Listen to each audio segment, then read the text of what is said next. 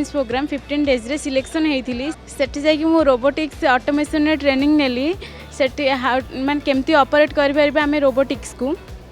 And सेठिकार trainer मैंने बहुत ही cooperate थिले सेठी हमको इंडस्ट्रियल विजिट पे नहीं मोर केबे भी आशा नाला कि मु इंटरनेशनल जीवी जाकि सेठी किछि सिखिबा पई तो सेठी गली बहुत सारा जिनस शिखिली आ मु मो फ्यूचर रे सेगुडा सब माने इम्प्लीमेंट करि परिबी। मु 2 सप्ताह रे सिंगापुर जेबार सुयोग पाइथिली सेठारे मते विभिन्न प्रकार एडवांस टेक्नोलोजी विषय शिखा मिलला सेठारे हमर 2 प्रकार टेक्नोलोजी ऊपर शिक्षा प्रदान करा जाउतला कि ड्रोन टेक्नोलोजी एंड रोबोटिक्स मु रोबोटिक्स टेक्नोलोजी रे किछि ज्ञान आहरण करिवार सुयोग पाइथार मु निजको गर्वित अनुभव करूची। एडवांस रोबोटिक्स रे आमे विभिन्न प्रकार कोडिंग एवं ताहाको केमती इम्प्लीमेंट करिकी विभिन्न प्रकार अत्याधुनिक ऑटोमेशन जिनस आमे बनै पारिबु ता विषय शिखिबा को पाइलु। मु सेठारे जाइकी एडवांस टेक्नोलोजी इन ड्रोन्स विषय पढ़िली और सेठारे ड्रोन डिजाइनिंग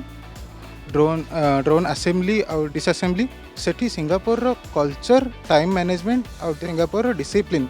से विषय आम जाना पाइलु।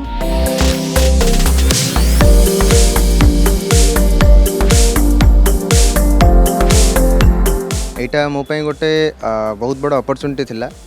कॉज मु आगुरु केबे भी अब्रॉड कंट्री विजिट कर नथिली and I am very much thankful to WSC मते गोटे अपॉर्चुनिटी देथिबारु आमे हम सीनियर्स मान सहित इंटराक्ट करथिलु से माने केमती तांग लाइफस्टाइल सेठी बितौचंती एंड से माने कहउतले कि से मानको जो अपॉर्चुनिटीटा मिली से माने सेटार बहुत भलो यूटिलाइज करूचंती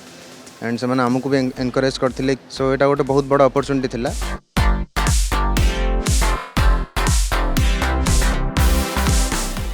स्टार्ट करथलु हमर गार्डन बाय द बेज रू फ्लावर डोम क्लाउड फॉरेस्ट देन तापरे मेरिलियन पार्क जाइथलु देन मरीना तापरे सेंटोसा जाइथलु सेंटोसा आइलैंड रे हमें बहुत किछि मजा करलु। हमें आईटी